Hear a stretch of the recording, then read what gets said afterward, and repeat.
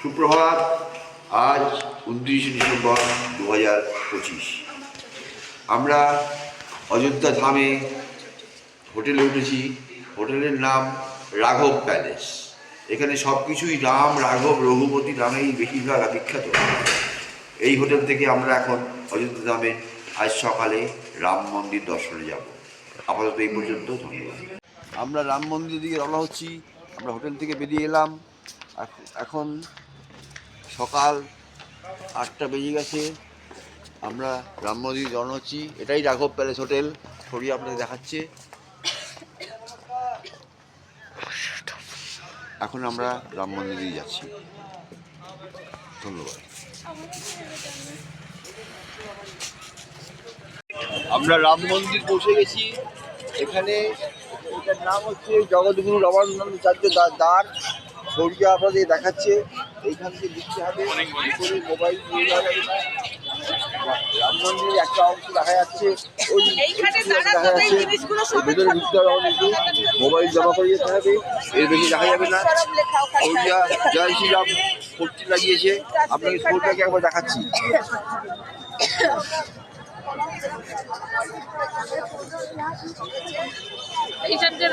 আপাতত এই পর্যন্ত, ধন্যবাদ।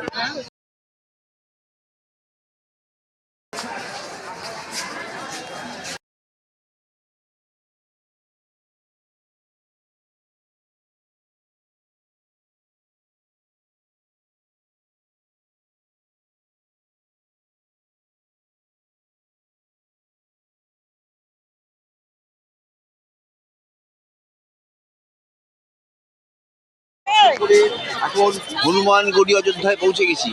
আপনাদেরকে হরিয়া হনুমানগড়ি অযোধ্যায় গেটের ছবি দেখাচ্ছে। এখানেও অনেক ভিড়।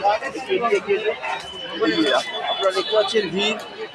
এর ভেতরে আর মোবাইল নিয়ে যাওয়া যাবে না। এইখানেই শেষ করলাম, ধন্যবাদ।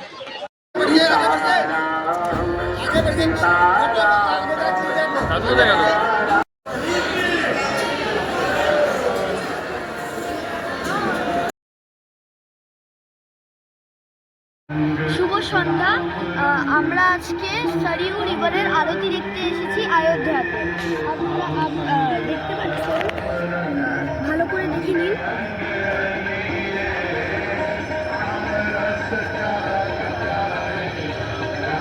এখনের জন্য ধন্যবাদ।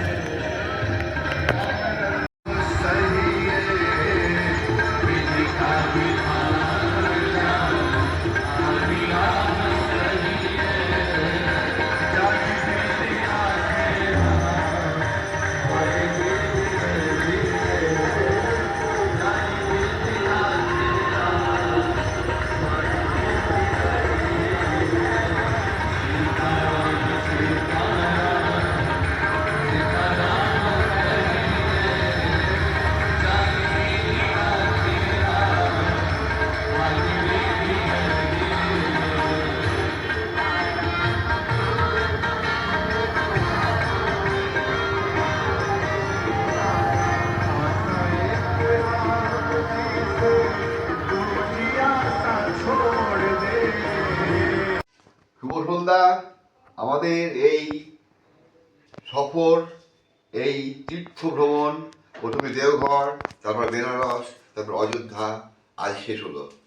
এরপরে আমরা এখন এখান থেকে 933 কিলোমিটার ফিরবো। 2 দিন লাগবে। মাঝখানে একদিন হল্ট করতে হবে, সম্ভবত হাজারিবাগে। আমাদের যাত্রা আর কিছু নেই। এরপরে আমরা আর এই সিরিজে আর কোনো এপিসোড করবো না। আমরা অযোধ্যায় যে ঘরে আছি সেই ঘর থেকে এই ভিডিওটা করছি। এই ঘরটা একটু ইউনিক হচ্ছে। এখানে আমাদের পাশের ঘরে যাওয়ার একটা রাস্তা আছে। এই রাস্তাটা এইরকম।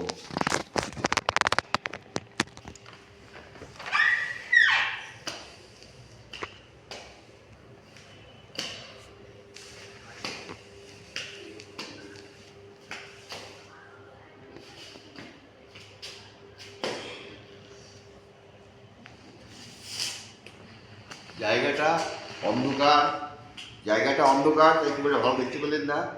এখানে এই রাস্তাটা প্রত্যেক ফ্লোরে আছে, সেই জন্য এটা অনেকটা স্টিলের ব্রিজের মতো করা আছে। আর এইখানেই আমাদের তীর্থ ভ্রমণ শেষ হলো। আমরা আজকে রাত্রে এখানে হল্ট করে কাল সকালে রওনা হয়ে 933 কিলোমিটার ফিরে বাড়ি যাব। এই সিরিজ এখানেই সমাপ্তি ঘোষণা করছি। ধন্যবাদ।